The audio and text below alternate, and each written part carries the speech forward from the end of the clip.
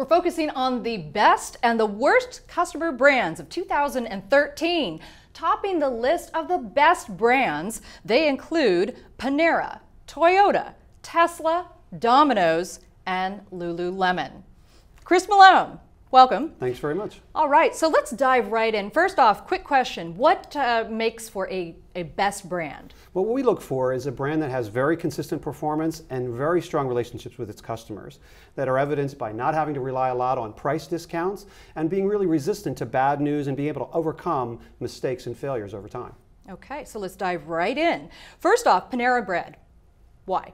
Panera Bread has really been a customer loyalty juggernaut. They've had consistent positive same-store sales for the last decade, powering right through the recession when many other chains were struggling, and even today continue to have great success, and they really do it by developing relationships with customers in their communities.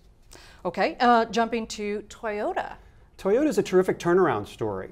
Certainly had a tremendous reputation for decades for quality and reliability, fell onto hard times with this recall around accelerators, then were hit by the tsunami in Japan, and over the last 2 years have dug themselves out of that hole and are now back at the top of the list. And so it's a real great turnaround story. They had to learn the hard way, but they are back.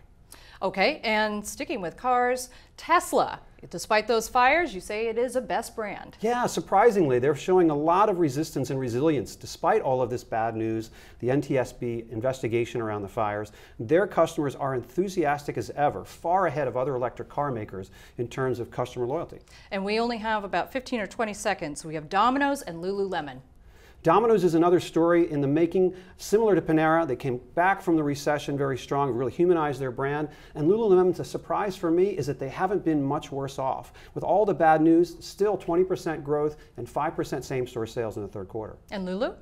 The Lululemon has been really resistant as well. They came back with, despite all these missteps by their CEO and product recalls, customers by and large are sticking with them. There is a bit of a decline, but not as much as you expect under the circumstances. All right, thanks so much, Chris Malone.